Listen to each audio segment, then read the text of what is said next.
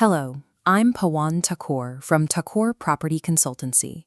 Normally on this channel, we analyze the physical reality of estates, land deeds, and property borders. But today, we are looking at the ultimate historical domain, the ancient city of Saketa, known today as Ayodhya, and the metaphysical exit of its most famous ruler. Take a look at this image. This is a high-angle view of modern-day Ayodhya.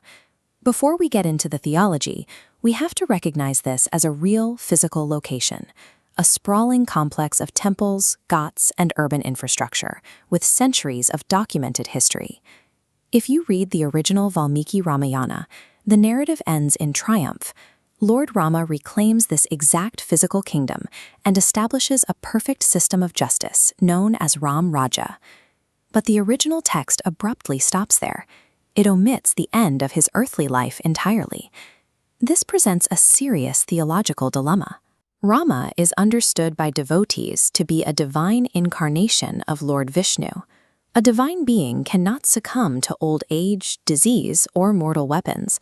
So how does an immortal entity actually die? Later historical texts and Puranas provide the answer. Lord Rama's presence on Earth was never a standard human lifespan subject to mortal decay.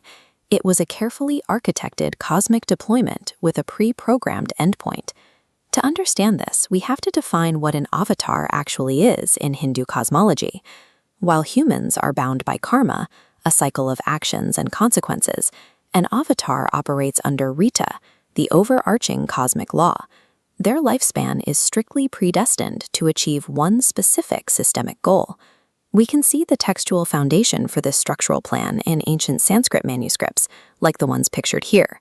These later Puranic texts explicitly detail how this cosmic deployment was mapped out long before the physical birth of the avatar. This diagram illustrates that deployment. Lord Vishnu's primary essence was strategically divided into 4 distinct vessels: Rama, Lakshmana, Bharata, and Shatrughna. They function not as independent humans, but as a synchronized, linked systemic unit, deployed to restore earthly dharma by eliminating Ravana.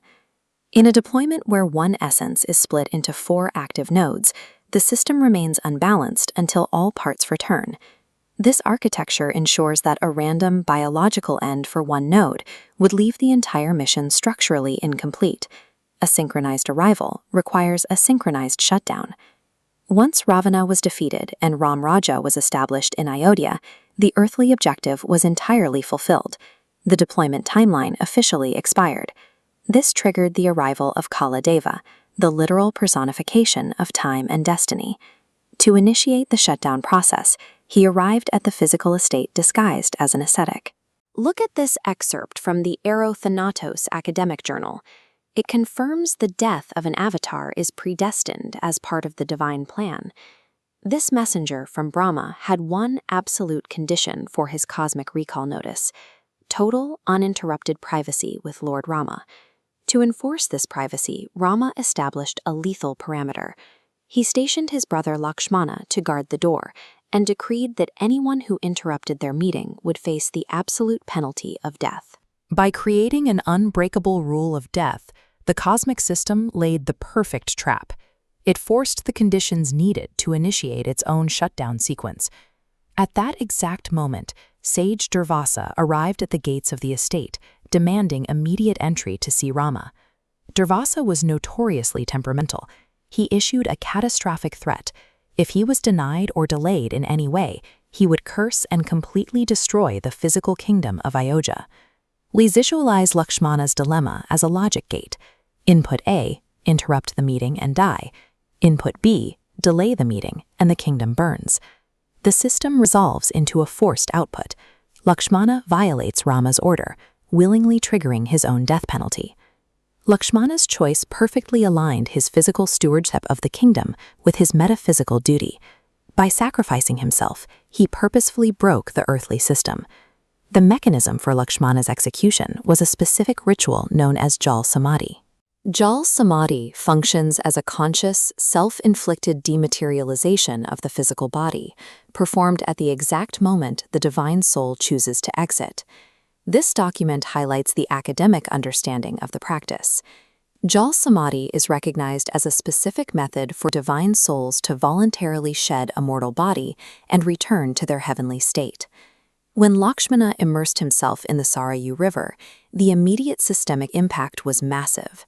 The four-part avataric unit was now permanently fractured. Without his primary operative and brother, Rama's earthly tenure could no longer be sustained. The structural integrity of the avatar was gone, meaning the deployment had to terminate. This fracture triggered the Mahaprasthana, or the Great Journey, the final sequence for the remaining nodes of the system. Here at the Sarayu River Ghats, we can anchor this immense metaphysical event to a tangible geographic location. Rama, along with the remaining brothers, Bharata and Shatrughna, walked out of their physical estate and into the deepest part of these waters. As we see represented in this ancient stone statue of Lord Vishnu, upon entering the water, they abandoned their earthly forms and reverted to their true four-armed eternal state. Their physical bodies were merely temporary vessels.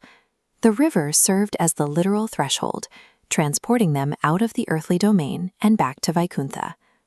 Back at our system map, we visualize the shutdown sequence. The Lakshmana pillar collapsed first, flowing into the primary Vishnu node. Cosmic law is satisfied when all parts are reconciled. The remaining pillars dissolve, merging back into their central source. As a property consultant, I see an estate in Ayodhya that remains vibrantly alive today, though its ultimate stewards have long since completed their vacancy. The water of the Sarayu continues to move, serving as a relentless physical reminder of a perfect cosmic design. Lord Rama's journey represents a pre-calculated adherence to cosmic law, closing the loop on a legacy that remains etched into the history of the land.